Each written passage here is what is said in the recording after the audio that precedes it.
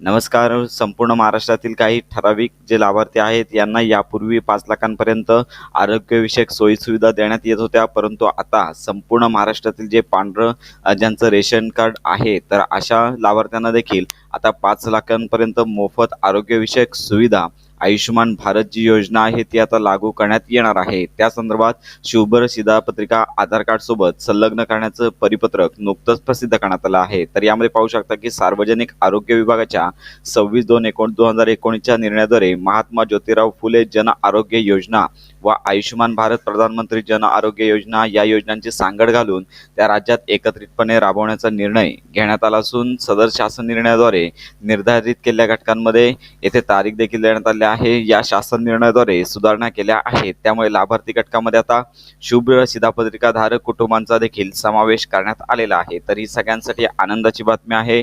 ज्यांचं पांढरं ration card आहे अशा लाभार्थ्यांना देखील महात्मा ज्योतिराव फुले जन आरोग्य योजना व आयुष्यमान भारत प्रधानमंत्री जन आरोग्य योजना तर या आता योजना सगळ्यांसाठी खुल्या केल्या आहेत आणि 5 लाखांपर्यंत मोफत आरोग्यविषयक उपचार तुम्हाला मिळणार आहेत. यासाठी शुभ्र शिधापत्रिकाधारक कुटुंबांना महात्मा ज्योतिराव फुले व जन आरोग्य योजनेचा लाभ देण्याकरता आयुष्यमान कार्ड निर्माण करण्यासाठी सदर शिधापत्रिका आधार क्रमांकाशी संलग्न करणे आवश्यक आहे. तर याकरता शुभ्र शिधापत्रिका आधार क्रमांकाशी संलग्न करण्याची कार्यवाही करण्यात यावी अशा सूचना देण्यात आल्या. तर येत्या काही दिवसांमध्ये सर्वप्रथम तुम्हाला तुमचं रेशन कार्ड आहे त्या आधार कार्डशी संलग्न करायचं आहे. तर ही मोहीम राबवण्यात येईल आणि त्यानंतर या योजनेचा प्रारंभ होणार आहे. तर आता ही सर्वांसाठी आनंदाची बातमी, महत्त्वाची माहिती इतरांपर्यंत नक्की शेअर करा.